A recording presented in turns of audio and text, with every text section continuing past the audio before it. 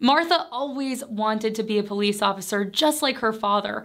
Last year, she graduated from the police academy and started working with the other officers in a suburban department. Martha gets a call from a neighbor that a couple is fighting, and the neighbor is actually afraid that the woman is being hurt. So she goes to the house with another officer and talks to the couple. They are calm, but the woman has bruises and she looks really nervous. Martha takes her aside, and then the woman admits that sometimes he hits her.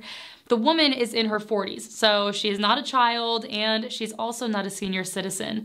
Martha asked if she had any medical problems, was under a doctor's care, or was taking any medication.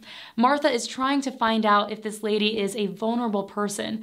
Suppose the woman has cancer, or maybe seems to clearly have mental problems. In that case, this might be a vulnerable person under that law, and Martha might need to make a report to social services. Now, if the victim is a competent adult and there are more severe injuries like a knife or gunshot wounds, then Martha still makes the report, but the victim does not qualify as a vulnerable person. Eddie has been a nurse for 10 years at a large emergency room.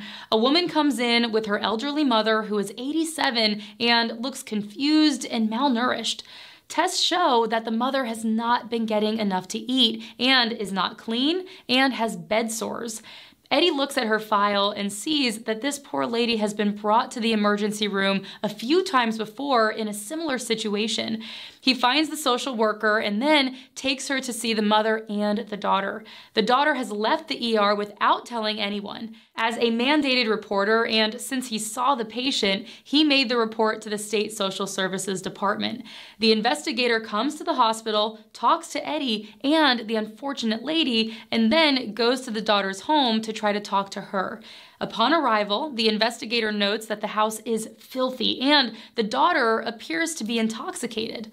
The woman was admitted to the hospital, and the social worker contacted the local court in order to appoint a guardian for the woman. They try to find a place in a nursing home for the elderly woman. The social worker may also choose to notify the police, who would then investigate to see if a crime has been committed.